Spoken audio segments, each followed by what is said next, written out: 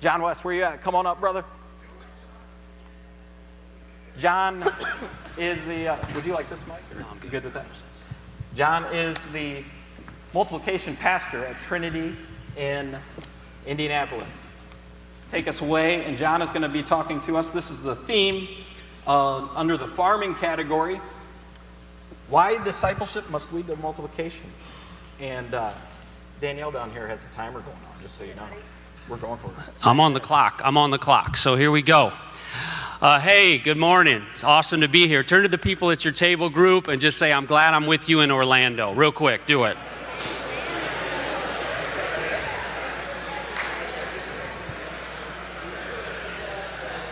It is really good to be here with all of you. My one regret is the fact that my wife is not able to be here with me, along with my 4 daughters. This is a picture of my family right here. I've got Gracie, Lauren, Claire, Natalie, that's my wife, Katie. And I look at that picture and know that my face is not photoshopped on a stock image right there. Okay, that is actually my family. It's a good-looking group right there. And in 6 weeks, I am taking these kids to Disneyland.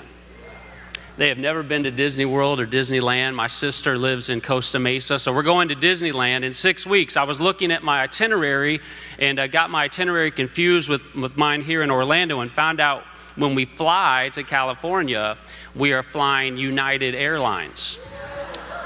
Now, you've all heard a lot of stuff about United Airlines. I'm a little nervous about flying United. You guys know the story, the doctor that got dragged off of the plane and all that kind of thing. But they got a new PR campaign. This is kind of cool. Take a look at this.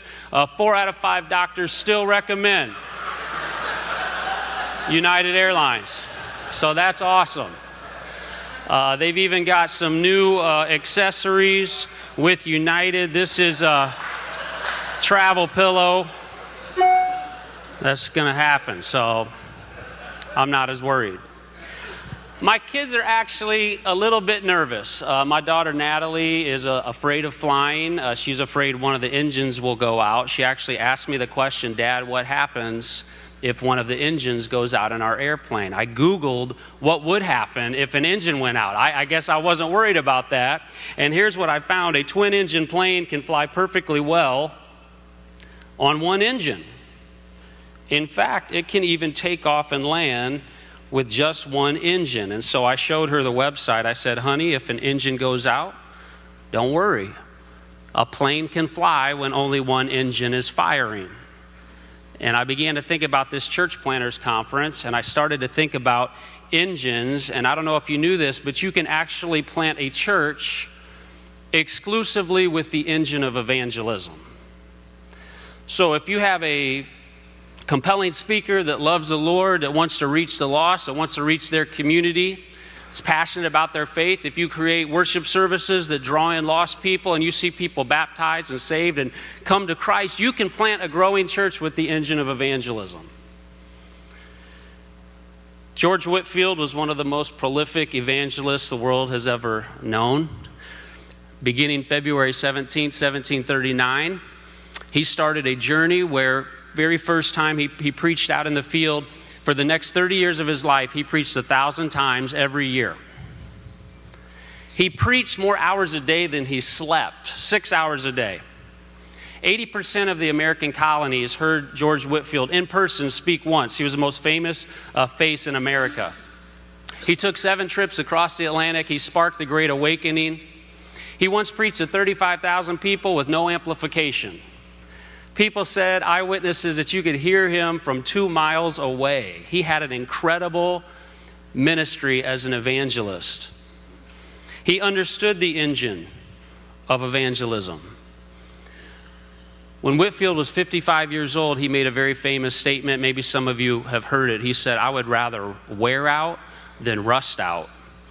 He preached a sermon as a 55-year-old. The very next day, he died. And actually, the movement died with him. Incredible revival, but it faded away. There are no Whitefieldians today. The converts, those that came to Christ, they found their way into other churches. But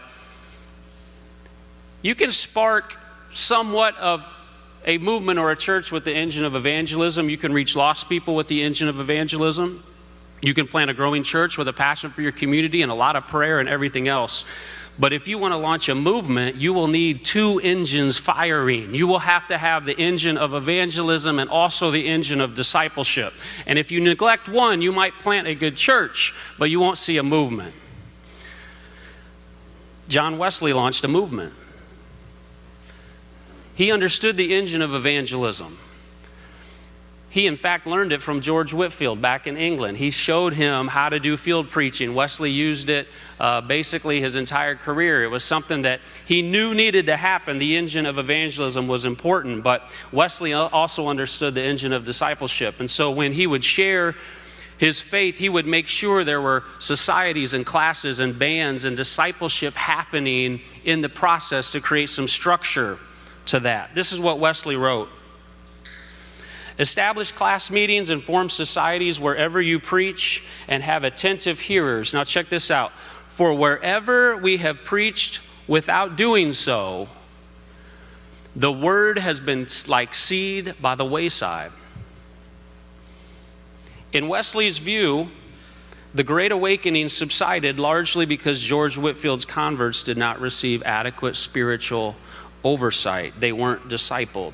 In fact, Wesley felt so strongly about discipleship that he would not send preachers. He would not send preachers where he could not form new societies, classes, and bands. He said to do that would be like, here's the quote, begetting children for the murderer. Whitefield launched a movement with one engine. And when he died, the movement went with him. Wesley launched a movement with two engines. And when he died, the spread of early American Methodism was one of the greatest church planting movements our country's ever seen.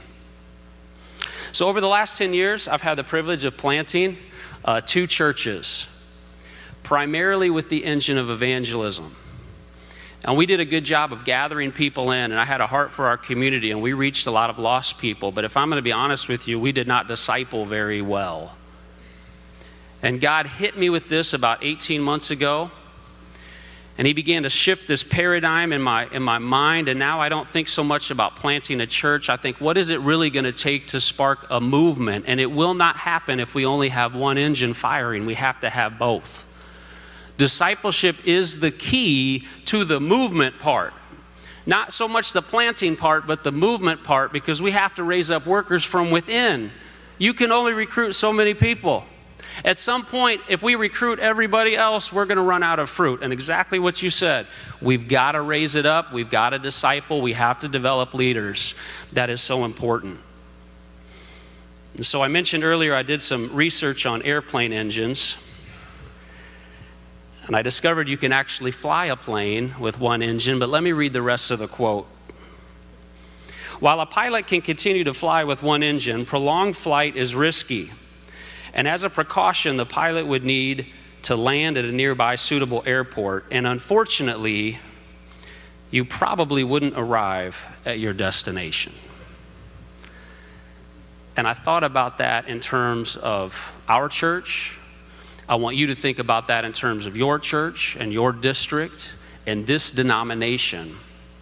If we want to plant 25, 30, 40, 50 churches next year, I think by God's grace with the engine of evangelism and a renewed passion, we may see that happen. I think if we want to see more lost people come to Christ, I believe through the engine of evangelism that can happen. But I think if we want to see a movement happen, we better fire up engine number 2 and begin to take discipleship seriously, because that is the key to creating that long-term movement. Thank you.